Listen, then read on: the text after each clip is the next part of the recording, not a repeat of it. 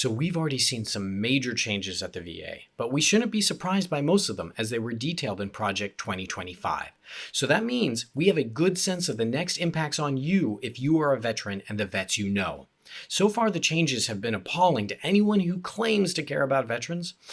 But what we should be most worried about is what comes next, as Project 2025 and Trump have more policy plans for veterans in store. Welcome to Red, Blue, and Screwed, a Philosophy All Along podcast. I'm a professional philosopher, and I like to use the tools of philosophy to help me uncover the truths our politicians are trying to hide. Okay, so you probably already know.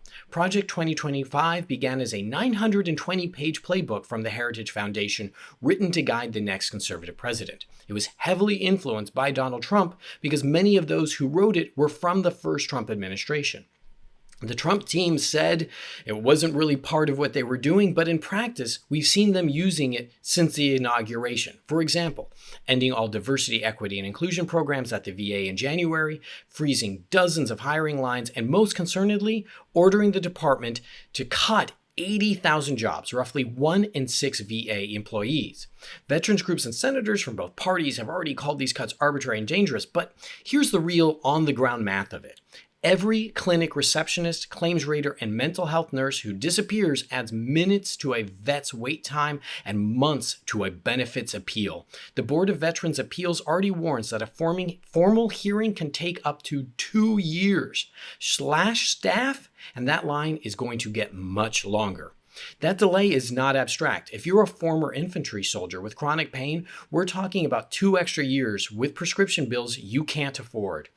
The VA assigns disability percentages to measure how much a service-connected injury limits a vet's life. 90% disability translates to a base compensation of about $1,793 for a single vet with no dependents.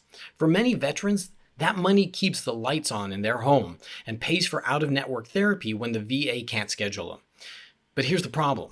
If the VA redefines service-connected injury, which is also in Project 2025, that same injury could be recoded as 0% disability, and the payment also goes to zero overnight. There are cuts you can already feel.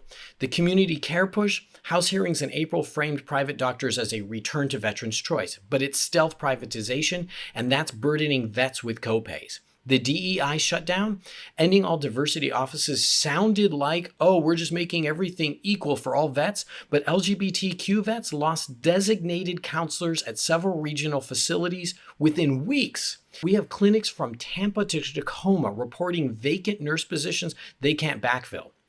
What happens next if nothing changes? 1, longer lines. Lower ratings, fewer raters plus narrower rules equals more denials of care and multi-year appeals for veterans who deserve their care. Veterans advocates predict a 25% surge in financial hardship filings by Christmas. 2, there's going to be price creep in the private market. Community care vouchers shift costs to insurers. Actuaries warn premiums will climb for all post-9/11 vets. 3, VA hospitals anchor thousands of small-town jobs. Chopping 80,000 positions pulls billions out of regional economies. Okay, this all comes directly out of the White House Project 2025 initiative. Here are the details. The idea to strip away service-connected status comes straight out of Project 2025, and it urges the VA to redefine service-connected conditions to curb cost growth. It's on page 643. That would let the department re-rate thousands of vets from 90 or 100% disability to 0%, wiping out all monthly compensation and shifting medical bills back to them. The project also seeks to lock in full-scale privatization through what sounds good. It's a Veterans Bill of Rights. The playbook calls for a charter that sounds pro-vet, but actually entitles veterans to community care on page 645. This is code for vouchers and private insurance copays. Once that's law, every budget fight becomes an excuse to starve the VA hospitals while steering vets into networks that can and will deny coverage. Vets become a way for big companies to make money off of their injuries and suffering. Project 2025 details shutting down and realigning entire medical centers, especially in rural states. Pages 646 to 647 push an audit of underused facilities and the expansion of outpatient clinics. History tells us that kind of audit ends with property sell-offs and hour-long drives to the nearest PTSD specialist. The bottom line, they've already killed DEI offices, frozen hiring, and started their 80,000 job purge. This track record tells us the next wave is not hypothetical. The first wave of cuts hurt veterans. The next wave could result in hospitals closing and hundreds, if not thousands of veterans being denied care. We need to act now and contact Congress. Those of us who are not veterans need to speak up in defense of those who have sacrificed so much for us. What can you do right now? Call the Senate switchboard at 202-224-3121 and tell them to support H.R. 2722, which freezes VA funds until an independent audit of the reduction plan completes.